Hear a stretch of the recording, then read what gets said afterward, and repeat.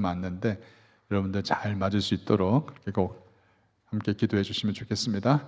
자, 이 시간 같이 말씀을 받도록 하겠습니다. 오늘 말씀은 느헤미야서 2장 1절에서 10절 말씀 한 절씩 우리 같이 교독하겠습니다. 느헤미야서 2장 1절에서 10절 1절 제가 먼저 읽습니다. 아닥사스당 왕 제20년 니산월에 왕 앞에 포도주가 있기로 내가 그 포도주를 왕에게 드렸는데 이전에는 내가 왕 앞에서 수심이 없었더니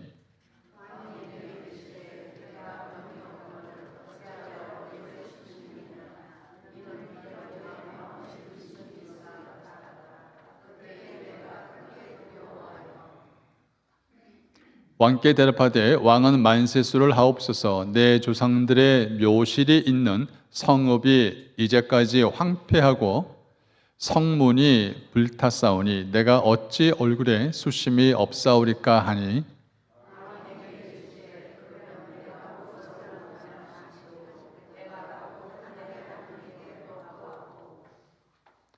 왕에게 아뢰되 왕이 만일 좋게 여기시고 종이 왕의 목전에서 은혜를 입었사오면 나를 유다 땅 나의 조상들이 묘실이 있는 성읍에 보내어 그 성읍 건축하게 하옵소서 하였는데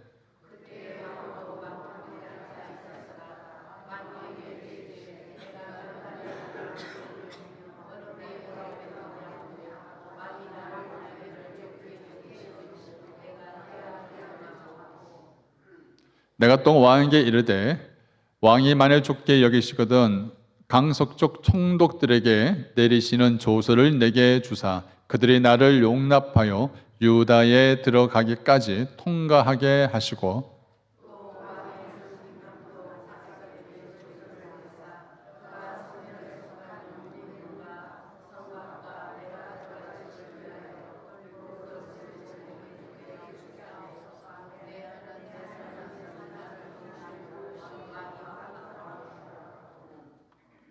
군대 장관과 마병을 보내어 나와 함께 하게 하시기로 내가 강 서쪽에 있는 총독들에게 이르러 왕의 조서를 전하였더니 종이었던 암몬 사람 도비아가 이스라엘 자손을 흥왕하게 하는 사람이 왔다 함을 듣고 심히 근심하더라. 아멘. 오늘 말씀은 느헤미야서 우리 강에서 두 번째 2장 1절에서 10절 말씀 흥왕케 하는 사람이 왔다라는 말씀으로 함께 말씀을 나누기를 원합니다. 사람들은 보통 자기가 관심이 있고 좋아하는 것을 할 때는 시간 가는 줄 모릅니다. 어떤 사람들은 책을 읽는데 관심이 있고 어떤 사람들은 운동을 하는데 또 어떤 사람들은 무엇을 만드는데 관심이 있고 그 모든 시간들이 너무나 행복하고 좋아 보입니다. 남들에게 없는 그런 관심들, 호기심들 그냥 스쳐 지나갈 수 있는 그러한 관심들이지만 그리고 크게 보이지 않고 이렇게 작게 보이고 사소한 곳이지만 그러나 관심을 갖게 되어지면 더 이상 그것은 더 이상 사소한 것이 아니죠. 어느 날 이 관심과 호기심이 나에게 숨겨져 있는 그 능력을 끌어올릴 수 있는 그런 마중물과 같은 역할을 할 때가 있습니다. 여러분, 비행기를 만들었던 이 라이트 형제의 원래 그들의 직업은 인쇄 소위를 운영했던 사람들이었습니다.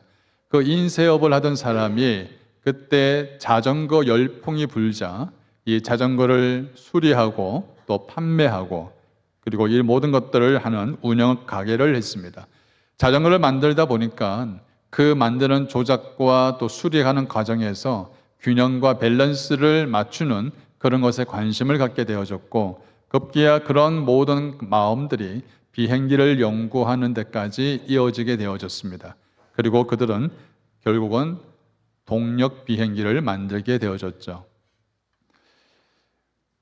골리앗 앞에 서 있는 수많은 이스라엘 군대들이 벌벌 떨고 있을 때에 골리앗을 물리쳤던 이 다윗이 사용했던 것은 사울 왕이 주었던 날카로운 무기와 그의 갑옷이 아니었습니다. 그가 늘 사용했던 돌팔매 물맷돌이었습니다. 여러분, 애굽에서 이 왕조로 살던 모세가 이스라엘 백성을 출애굽시킬 때에 그가 배웠던 애굽의 문화와 언어와 학문들이 결국은 이스라엘 백성을 광야로 끌고 가고 바로왕 앞에 서게 만드는 훈련들을 하기 위한 좋은 재료로 쓰임 받았다는 것이죠. 오늘 우리가 보고 고찰하고 있는 이 느헤미야, 사실 이 느헤미야 말씀을 통해서 그는 지금 현재 페르시아 바사 제국의 술관원장으로 왕의 신임을 얻고 있는 그런 사람이었고, 또 별 그렇게 고민과 어려움을 겪지 않는 그런 아주 높은 위치에 있는 사람이었습니다. 그런데 그의 마음속에 늘 들려지는 소식과 예루살렘이 성문이 무너지고 황폐했다는 그런 소식을 사실 접하게 되어지면서 그가 식음을 전폐하고 금식하며 울면서 기도했다는 것은 단순한 호기심을 넘어서서, 관심을 넘어서서 그에게 참 큰 부담이 되었고, 결국은 그것이 하나님 앞에서의 그의 부르심이라는 것을 발견하게 되어집니다. 부담을 갖는다고 사실 누구든지 다 그 부르심 앞에 응하는 것은 아닙니다. 그냥 한번 스쳐 지나가고 누가 눈여겨보지 않는 것을 그냥 지나갈 뿐이지, 근데 어떤 사람들은요, 그 스쳐 지나가는 것, 호기심, 관심들이 꼭 이것을 안 하면 안 될 것 같은 그런 불편함과 부담을 느끼는 사람들이 있습니다. 반면에 어떤 사람들은 이것을 꼭 고쳤으면 좋겠다, 이것을 바꾸었으면 좋겠다라고 하는 그런 마음들이, 소원함이 생겨서 그것을 안 하면 안 되는 사람들 또한 있습니다. 어떤 사람에게는 부담감이, 또 어떤 사람에게는 소원이 생겨지는 거죠.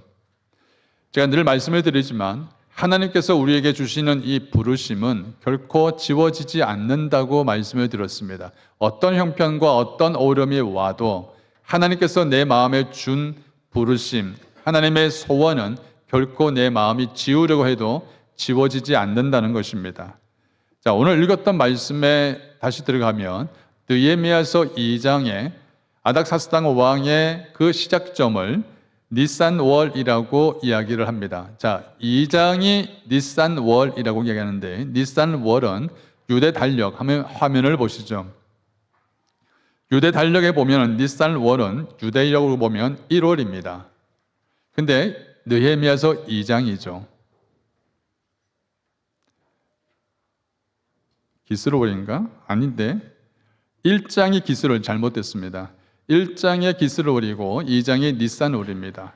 그래서 보면은 사실은 2장이 1장보다 더 앞에 나와야 되는 것이죠. 그래서 보통 사람들은 1월이 끝나고 그 다음에 9월이 되어진다고 생각하지만 유대력 달력은 그렇게 되지 않습니다. 9월이 먼저 나오고 그 다음에 1월이 나옵니다. 보통 이제 브라질에서 학교에서 시작점이 1월인지는 잘 모르겠지만, 네, 다른 미국 같은 경우에는 학교의 시작이 9월입니다. 그러다 보니까 9월에서 모든 시작점이 되는 것처럼 이 유대력 달력에서 보면 이 느헤미야서 2장은 니산월 바로 1월인데, 네, 2장이 이 유대력 달력의 1월이지만 기스월이 벌써 느헤미야 1장에 나와 있는 거죠. 그래서 9월에서 시작되어지고 1월 달까지 딱 간격이 4개월입니다. 유대교에서 이 접하는 이 달력에 의하면 지금 느헤미야가 유대의 성문이 불타 없어지고 또 이제 황폐되어지고 피폐해졌다는 소식을 들었을 때가 9월이었거든요. 이 9월 달부터 지금 왕 앞에 서 있는 느헤미야서 2장에 있는 니산월까지는 4개월간의 시간입니다. 이 4개월간 이 시간 동안에 이 느헤미야가 그냥 단순한 호기심이었으면, 예루살렘의 성벽이 무너졌다는 소식이 그냥 귀로 흘러가는 소식이었으면 관심을 두고 마음에 품지 않았을 것입니다. 근데 4개월 동안 이 느헤미야는 그 마음속에 이 예루살렘 성벽이 무너졌다는 그 소식이 관심이 아니라, 호기심이 아니라, 그냥 잠시 일어났던 그런 해프닝이 아니라 그의 가슴을 찌르고, 그에게 가슴을 찌를 뿐 아니라 그에게 눈물이 되었고 기도가 되었고 부담이 되었고 사명이 되어졌던 것이 바로 이 예루살렘의 소식이었습니다. 결국은 그의 지워지지 않는 그 부담감은 그의 얼굴에서 드러나기 시작했습니다. 사람이 무언가에 골똘하게 부담을 갖고 근심을 하게 되어지고 생각을 하게 되어지면 그 사람 얼굴에서 표시가 나거든요. 근데 그 수심이 얼굴에 드러나게 되어지고 그 수심이 결국은 왕과 왕비의 마음까지 건드리게 되어집니다. 사실 우리는 하기 싫고 부담스러운 것은 잘 손을 대지 않으려 합니다. 남들이 알아서 하겠지라고 생각을 하고 계속 그 하기 싫고 부담스러운 것에 마음을 두지 않죠. 그런데 느헤미야는 달랐습니다. 이 예루살렘 성벽이 무너졌다는 그 소식이 그에게 부담될 뿐 아니라 그 마음을 내려놓지 않았습니다. 그렇게 힘들고 고민스럽고 부담스러운 거 왜 끝까지 갖고 있지? 그냥 내려버리고 던져버리면 되지 라고 생각할 수 있는데, 느헤미야는 그 마음을 끝까지 붙잡고 있었는데 어떻게 해서 그 느헤미야가 그 마음을 끝까지 붙잡을 수 있었을까? 그 비결은 바로 그의 기도에 있었다는 것입니다. 제가 무슨 말씀을 드리냐면, 하나님께서 우리에게 꿈을 주시고 비전을 주시고 부담을 주실 뿐 아니라 계속 기도하게 하신 이유가 있습니다. 만약에 여러분 마음 가운데 소원함이 생겨지고 거기에 대한 부담이 생겨지고 이걸 놓고 계속 기도하게 하신다면 그것은 여러분의 마음이 아니라 하나님께서 주신 마음이고, 또한 하나님께서 여러분에게 부르셨다는 증거요 뿐만 아니라 여러분이 그 일을 해야 할 사명이 있다는 것을 분명히 알려주기 때문입니다. 게다가 하나님께서 계속 기도하게 한다는 것은 내게 그 감당할 만한 능력이 없음을 알기 때문에 하나님 앞에서 더 간절하게 도움을 구하고 하나님께 기도하면서 하나님 어떻게 해야 할지, 어떻게 무엇을 해야 할지를 하나님께 지혜를 구하는 것. 그래서 여러분, 마음속에 부담이 있고 사명이 있고 부르심이 있는 사람들은 그 기도를 결코 내려놓지 않습니다. 끝까지 그 기도를 붙잡고 있는 거죠. 사실 우리는 하나님의 일을 할 때에 내가 할 수 있는 일이라면 별 기도를 하지 않으려고 합니다. 근데 여러분, 그건 좋은 방법이 올바른 방법이 아닙니다. 할 수 있든 할 수 없든 간에 하나님의 일에 가장 우선은 기도하는 것이죠. 기도하면서 하나님께 여쭙습니다. 하나님 어떻게 해야 합니까? 하나님의 일은 하나님의 방법으로 이루어지는 거지 내가 준비하고 내가 계획한 대로 잘 이루어지는 일이 사실 살다 보면서 그런 일들이 별로 일어나지 않아요. 나중에서 깨닫죠. 하나님께서 이걸 알게 하시려고. 아마 여러분 비즈니스를 하시고 사업을 하시는 분들이 다 경험하는 부분들일 것입니다.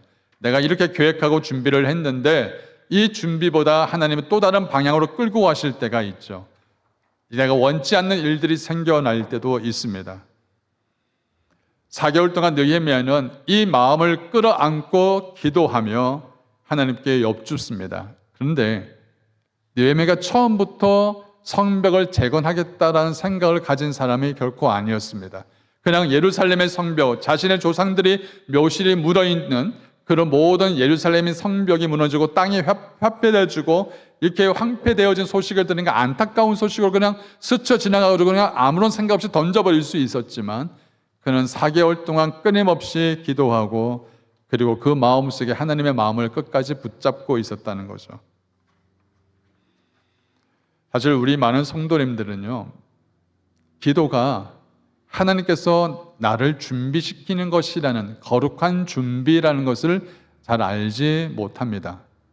여러분 마음속에 소원이 생기고 또 마음에 부담감이 생기고 또 마음속에 여러분은 내가 이걸 해야 합니까? 라는 그런 마음속에 질문을 계속 던지면서 기도하게 하신다는 것은 지금 하나님께서 여러분을 거룩한 준비를 하고 있다는 것입니다.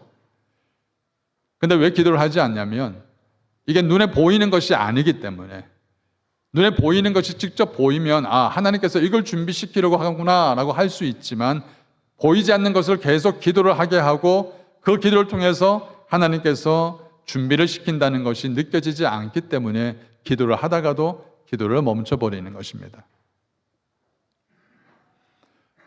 출애굽 40년을 위해서 모세를 끄집어내어서 광야에서 하나님은 그와 40년 동안의 광야에서 그를 함께 밤을 새우고 하나님과의 만남을 가졌고, 다윗은 사울에게 쫓기는 이 13년 동안에 그 동굴에서 쫓기는 그 모든 추적되어지는 군대를 피해서 숨는 그 과정에 13년 동안 하나님께 기도하고 또 기도하면서 그 아름다운 그 시편들을 만들어냈던 거죠. 사도 바울은 그가 복음을 증거하면서 감옥에 갇히기도 하고 풍랑을 만나기도 하고 죽이는 모든 적들을 피해서 숨는 그 순간순간 사도 바울 또한 끊임없이 기도했습니다. 예수님은 어떻습니까? 예수님은 밤을 새워서 기도하고 새벽을 깨우면서 기도하고 마지막 십자가 지기 전 겟세마네 동산에서 그가 택한 것은 바로 기도였습니다. 바로 기도가 거룩한 사역을 위한 가장 중요한 준비라는 것을 우리에게 말씀하고 있다는 것입니다. 느헤미야가 갑작스럽게 성벽을 재건하겠습니다 라고 갑자기 나타난 그런 사람이 아니라 철저하게 자신이 하나님 앞에서 무엇을 해야 할지를 하나님이 이 몇 개월 동안의 기도 가운데 그에게 하나님의 귀한 사명을 알려주시는 거예요. 사랑하는 성도 여러분들, 만약에 여러분께서 기도가 하나님의 강력한 역사를 일으킬 수 있는 가장 중요한 도화선이다라고 여러분 믿어진다면 여러분은 여러분 마음속에 생겨나는 이 기도를 결코 끊을 수가 없을 겁니다. 근데 많은 사람들이 기도가 하나님의 거룩한 준비요, 하나님의 역사를 일으키기 위해서 가장 중요한 하나님의 방법이라는 것이 믿어지지 않으면 결코 기도를 할 수가 없습니다. 그러나 기도가 하나님의 거룩한 준비라는 것이 믿어지는 사람들은 결코 기도의 끈을 놓치지 않습니다. 기도의 응답이 때와 시기를 내가 알지 못하더라도 하나님이 반드시 응답하실 것을 믿기 때문에 기도하는 것인 거죠. 저는 사랑하는 성도님들 마음속에 하나님께서 꺼지지 않는 하나님의 소원이 여러분 마음속에 심겨진다면, 하나님 내가 이것을 했으면 좋겠습니다라는 어떠한 마음의 소원이 생겨진다면, 그 소원을 인하여서 끊임없이 여러분 마음 가운데 기도가 심겨진다면, 기도를 할 수밖에 없는 상황이 되어진다면 이 기도는 하나님께서 여러분에게 주신 것이요, 그 기도를 주신 이유는 반드시 그 기도에 응답하시겠다는 하나님의 뜻이 있기 때문인 줄 믿습니다. 아멘. 사실 그 마음은 우리의 마음이 아니라 주님이 주신 마음이라는 걸 우리는 깊이 깨달아야 합니다. 근데 사실 내 마음에 부담이 생기고 또 내 마음에 부르심이 있다고 해서 그 기도를 끊임없이 하려고 하는데, 이 기도를 하려면 굉장한 에너지와 시간들이 필요하지만 그보다 더 어려운 실제적인 난관이 기다리고 있습니다. 뭐냐면 기도를 하다가 사실 우리에게 제일 먼저 찾아오는 게 뭘까요? 낙심이죠. 기도를 했는데 왜 내게 응답이 왜 없지? 기도를 분명히 하나님께 드렸는데 왜 하나님 내게 응답이 없습니까? 라고 내 마음속에 찾아오는 이 낙심을 경험해 보신 적이 있으실 겁니다. 있으시죠? 없나요? 저는 많이 있습니다. 분명히 하나님 살려달라고 기도했는데 왜 데려가십니까? 저는 목회자로서 많은 성도들이 아파하고 힘들어하는 모습들을 보면서 정말 하나님께 땡깡땡깡 울부짖고 그렇게 토해내면서 하나님께 기도했을 때 하나님께서 내게 전혀 생각지 않은 응답을 했을 때 얼마나 낙심이 찾아오는지, 그 낙심의 그 긴 터널을 통과해 본 적이 참 많이 있습니다.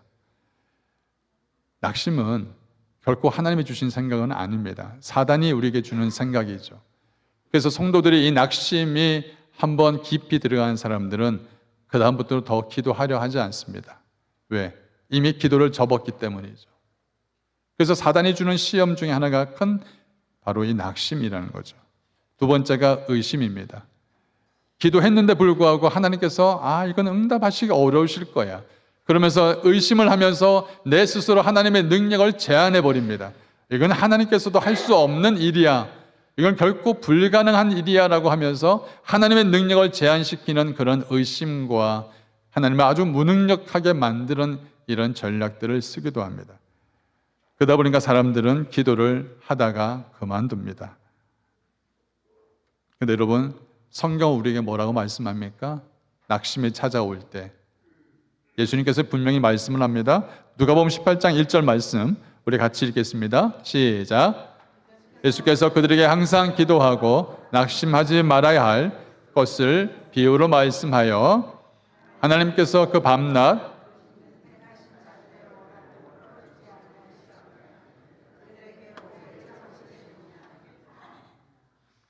택하신 자들의 원한을 언제까지 오래 참겠느냐, 그죠?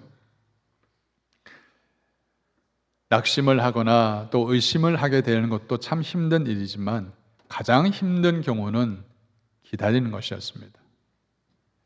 그래서 믿는 사람들이 사실 신앙생활을 하면서 이 기다리는 것에 가장 약한 것을 많이 발견을 합니다. 인내하는 것 쉽지가 않습니다. 인내를 하려면 믿음이 있어야 인내를 하죠. 그래서 이 기다림과 믿음은요, 항상 같이 갑니다. 기다리려는데 믿음이 없으면 기다릴 수도 없고, 그런데 이 믿음을 갖고 인내를 갖고 있어야 되는데, 그래서 여러분, 그리스도인들의 성숙한 사람들, 참된 그리스도인들의 신앙의 테스트 중에서 가장 어려운 테스트가 바로 인내하는 것입니다. 어떤 선교단체에서 선교사들을 후원하기 위해서 후보자들을 모집한다는 광고를 냈습니다. 그래서 몇 날 며칠 아침 8시 반에 후보자들을 모임, 인터뷰가 있습니다 라고 광고가 나와서 많은 선교사 후보자들이 그 인터뷰에 응하려고 참석을 했습니다. 근데 아침 8시 반이 되었을 때 문이 열리지 않았습니다. 그래서 수근수근 되기 시작합니다. 그런데 갑자기 누가 나와서 죄송합니다. 오늘 인터뷰가 12시 반으로 연기가 됐습니다 라고 해서 12시 반까지 기다리기 힘든 사람은 돌아가는 사람도 있고 또 12시 반까지 기다리는 사람들도 있었습니다. 12시 반에서 이제 사람들이 다 기다리고 있는데 그때 아무리 기다려도 나오지 않습니다. 한참을 기다리는데 사람들이 오지 않으니까 하나 둘씩 떠납니다. 그리고 나서 후에 나옵니다. 죄송합니다. 오늘 인터뷰가 내일로 연기가 됐습니다. 사람들은 그때부터 소리치기 시작합니다. 왜 이 중요한 시간들을 낭비하면서까지 우리를 기다리게 만드냐 라고 하면서 사람들이 불평을 하기 시작합니다. 그래도 내일 인터뷰가 있다고 하니까 내일 인터뷰 시간들을 위해서 사람들은 그때 그 자리를 떠났습니다. 그리고 내일 그 다음날 다가왔을 때 또 인터뷰를 하기 위해서 선교사 후보생들이 모여들기 시작을 했는데 근데 문이 열리지가 않았습니다. 한참을 지났는데 어떤 미동도 없었습니다. 결국은 사람들은 불평, 원망을 다 쏟아내면서 다 떠나갔는데 딱 한 가정만 남았습니다. 한참 된 오후에 문이 열렸습니다. 그리고 나서 그 선교단체의 직원이 와서 묻습니다. 당신은 왜 떠나지 않고 남았습니까? 라고 물으니까 이 선교사는 딱 한마디 했습니다. 그냥 참았을 뿐입니다. 기다리는 것은 나를 내려놓는 시간이기 때문에 힘든 거예요. 그래서 신앙생활을 하면서 기다리는 것이 가장 힘든 하나님의 훈련의 방법이기도 합니다.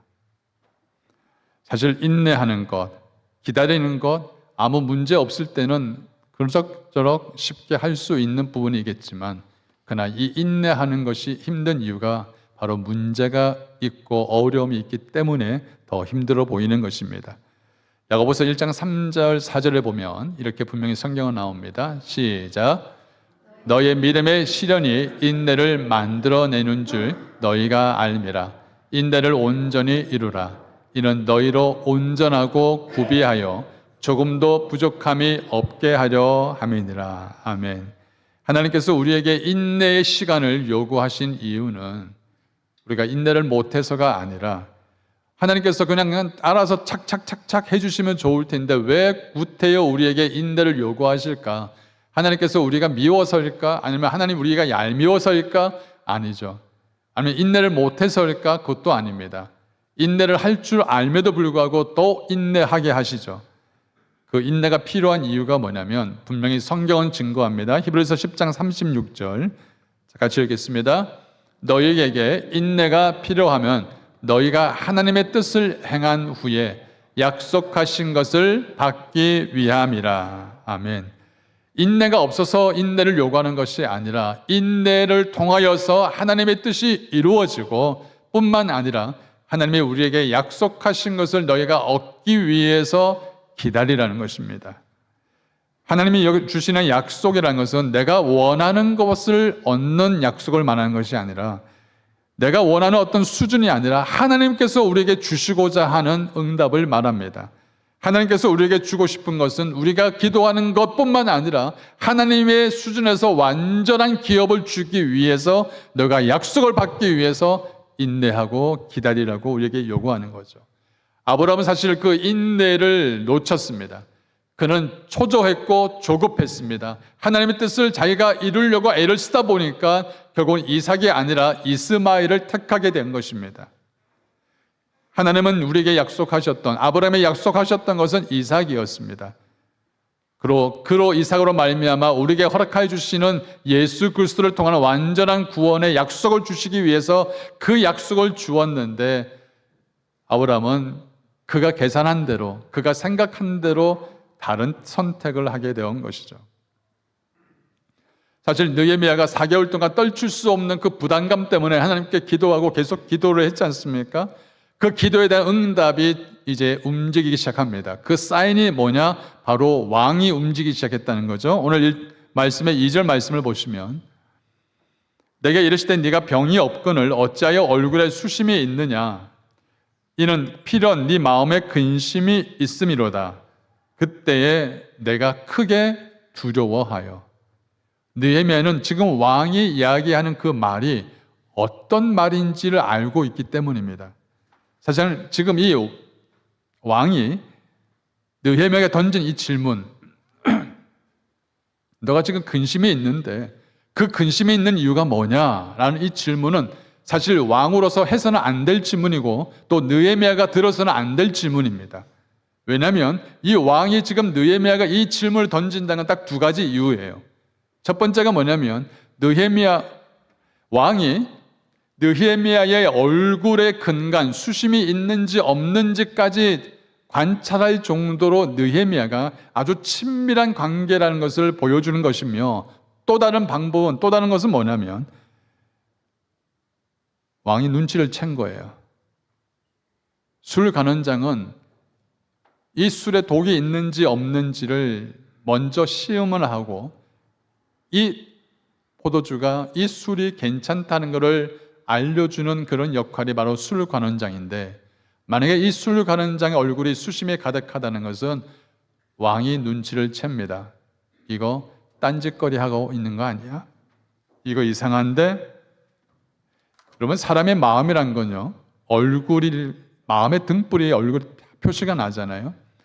사랑한다는 마음을 갖고 있으면 그 얼굴에 사랑한다는 표정이 다 드러납니다. 보기 싫다라는 마음 표정 갖고 있으면 보기 싫다는 마음이 그냥 얼굴에 다 드러나게 되어져 있는 거죠. 지금 느헤미야의 얼굴도 그 마음을 감출 수가 없는 거예요. 근데 그 왕이 그 눈치를 챈 거예요. 예루살렘을 인하여서 가슴을 졸이며 금식을 하며 하나님께 울부짖고 자신의 죄와 민족의 죄를 자복하며 그렇게 기도했던 이 4개월간의 이 느헤미야의 기도에 그냥 얼굴에 그대로 드러난 거죠. 만약에 여러분, 느헤미야가 그냥 이 예루살렘 소식을 한 귀로 듣고 한 귀로 흘렸으면 이런 얼굴에 수심이 있을 수가 없는 거예요. 근데 가슴속에 품고 기도하고 끌어안고 기도했던 이 느헤미야는 얼굴에 드러날 수밖에 없는 거죠. 그때 왕이 묻습니다. 무슨 일이냐?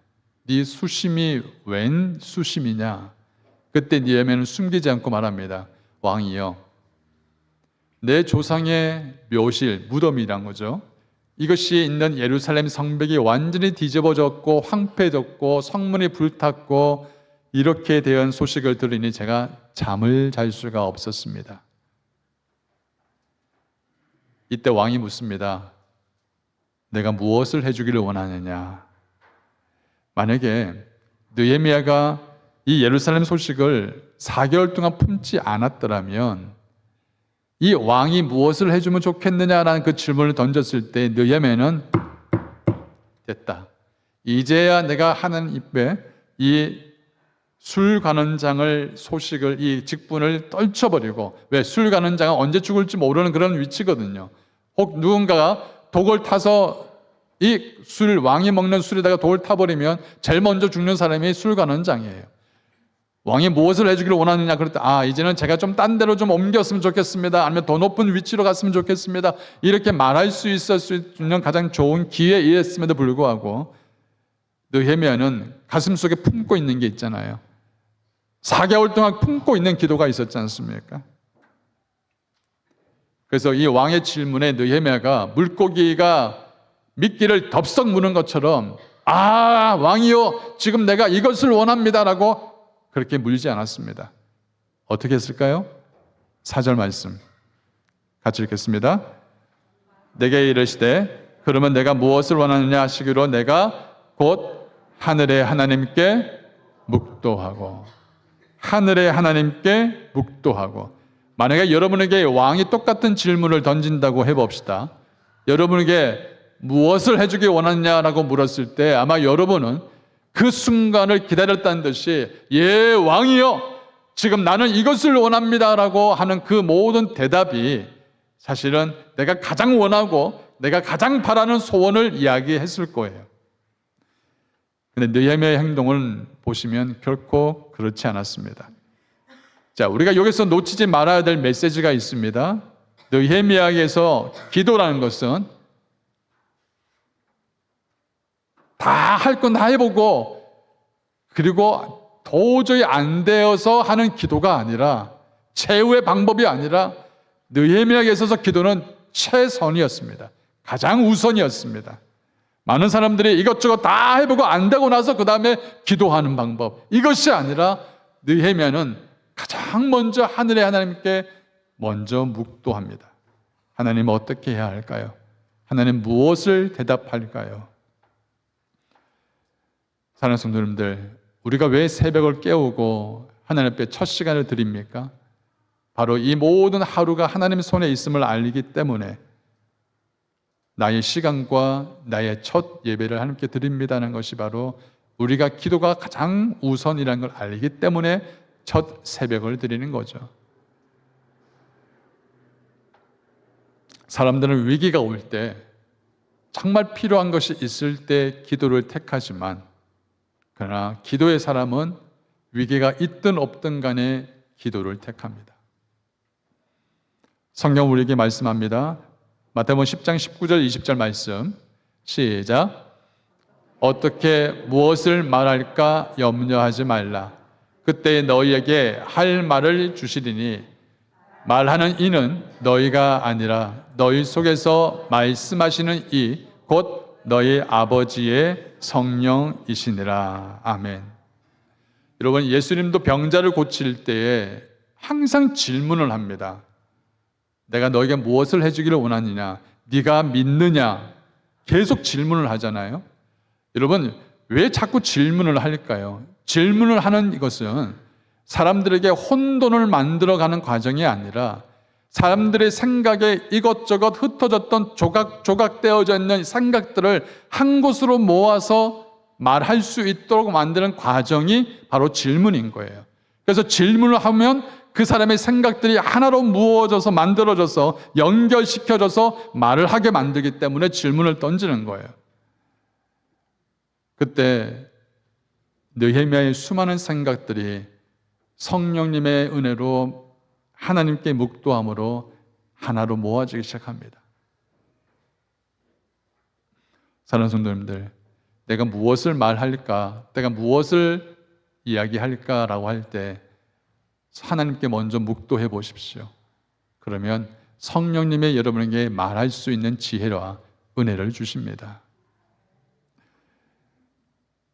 우리가 교회를 섬기다 보면은 이런 질문을 받을 때가 있습니다. 집사님, 권사님, 이것 좀 한번 섬겨주실 수 있겠습니까?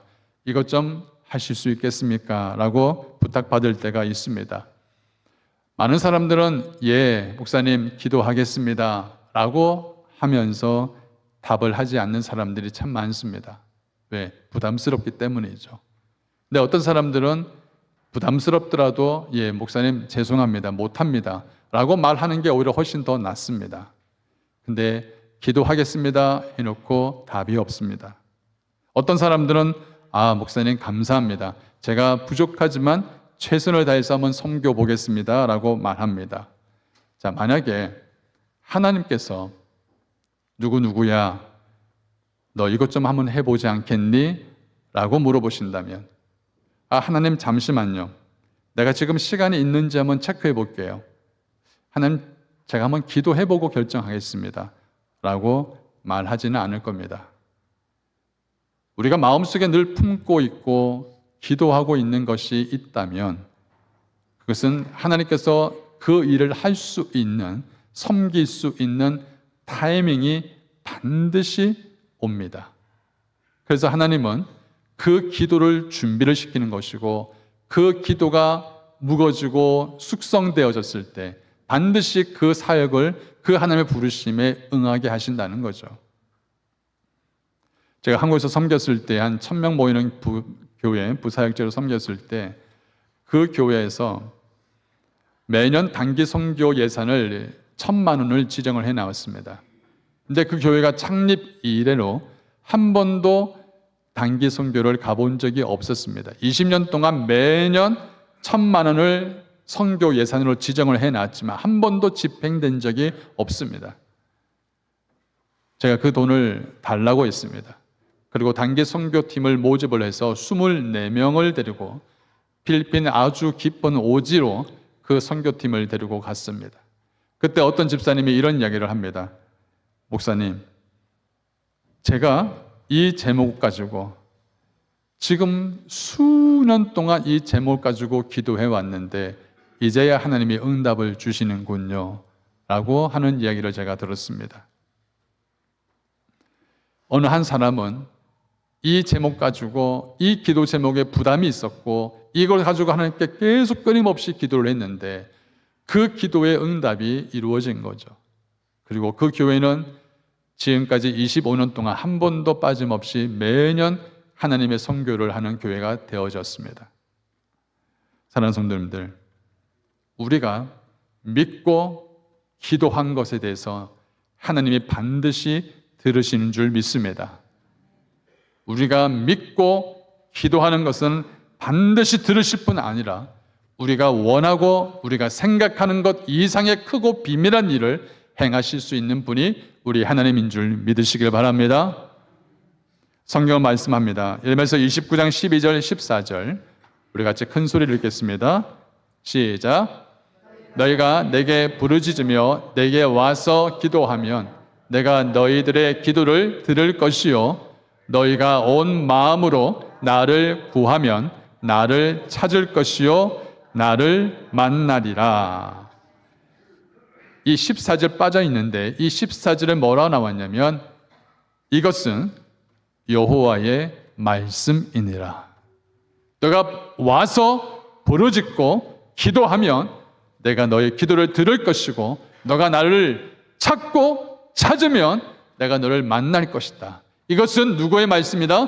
여호와의 말씀이니라. 이것이 여러분 속에 믿어진다면 여러분 마음 가운데 부어지는 하나님의 거룩한 부담이 있다면 소원이 있다면 하나님 내가 이것을 하기 원하신다면 하나님은 여러분을 찾게 될 것이고 그 찾음을 통하여서 여러분 하나님을 만나게 될 것이고 하나님을 만남으로 말미암아 여러분 하나님의 능력을 기름 부음 받게 될 것을 저는 믿습니다. 예레미야서 33장 2절 3절 우리 같이 크게 선포하면서 읽겠습니다. 시작. 행하시는 여호와 그것을 만들며 성취하시는 여호와 너는 내게 부르짖으라 내가 내게 응답하겠고 내가 알지 못하는 크고 은밀한 일을 내게 보이리라. 아멘. 저는 저희 교회를 향하여서 하나님께서 우리에게 새로운 기도의 부담을 주실 거라 저는 믿습니다. 저희 교회가 거룩한 믿음의 기도의 준비를 하는 교회가 되기를 간절히 소원합니다. 하나님께서 우리에게 기도의 부담을 주신다면 하나님이 새로운 일을 행하실 것을 우리에게 알려주고 있다는 것입니다. 우리가 그동안 해왔던 기도가 늘 우리가 똑같은 기도가 아니라 하나님께서 똑같은 기도뿐만 아니라 새로운 일을 행하시기 위한 새로운 기도의 부담을 주신다면 그것은 하나님이 그 일을 행하고 이루시겠다는 뜻이죠. 우리가 기도를 잘해서 그런 부담을 주는 것도 아니고요. 사람의 성품이 좋아서가 그런 부담을 주는 것 절대 아닙니다. 하나님께서 여러분을 통하여서 하시고자 하는 일이 있기 때문에 거룩한 부담을 주시는 거예요. 사실 우리는 마른 막대기반도 못한 그런 인간입니다.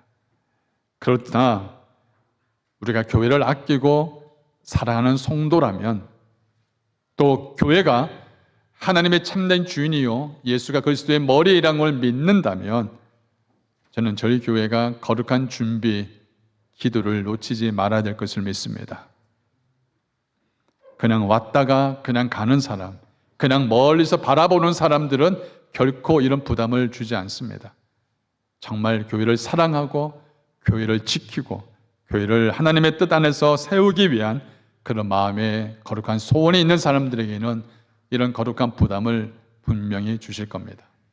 그러면 이 부담을 끌어안으시고 이것을 하나님 앞에 가져가셔서, 하나님 무엇을 원하십니까? 정말 하나님의 뜻 안에서 순종하기 원합니다.